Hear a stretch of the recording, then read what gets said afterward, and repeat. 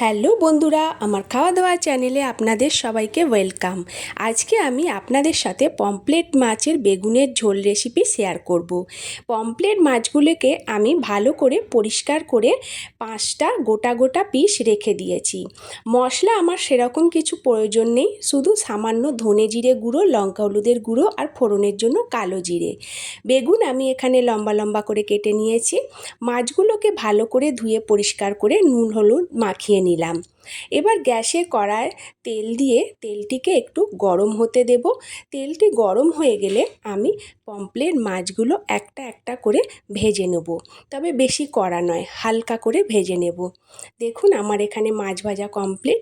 আবারও গরম কড়ার মধ্যে তেল দিয়ে তাতে সামান্য কালো জিরে ফোড়নে দেব।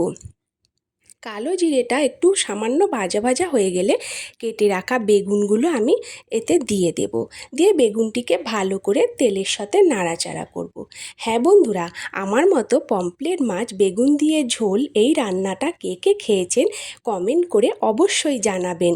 আমিও তো জানবো যে আমার মতো এই রকমভাবে পমফ্রেট মাছের ঝোল কারা কারা খেতে ভালোবাসেন। তবে এতে আমি সামান্য নুন দিয়ে মশলাগুলো দিয়ে সামান্য ভাজা ভাজা করে নেব।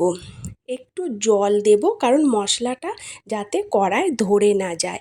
তারপর আমি এতে পরিমাণ মতো জল দিয়ে দেব, কারণ এতে একটু জলটা বেশি লাগবে, যেহেতু এটি পমফ্রেট মাছের ঝোল। জলটা ফুটে গেলে তাতে এক এক করে মাছগুলো আমি দিয়ে দেব। এবার বেগুনের সাথে মাছগুলোকে সামান্য ফুটতে দেব। দেখুন আমার মাছগুলো এখানে সমস্ত দেওয়া হয়ে গেছে।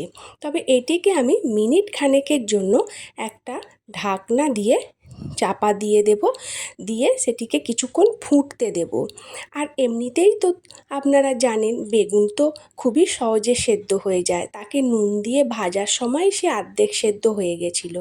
দেখুন এখানে আমার বেগুন মাছ উভয়ই ঝোলের মধ্যে ফুটে সেদ্ধ হয়ে গেছে। হয়ে গেল আমার পমফ্রেটের বেগুনের ঝোল। আমার এই রান্নাটা আপনাদের ভালো লেগে থাকলে অবশ্যই আমার চ্যানেলটিকে সাবস্ক্রাইব করবেন আর একটি লাইক করে দেবেন। আজ এই পর্যন্তই।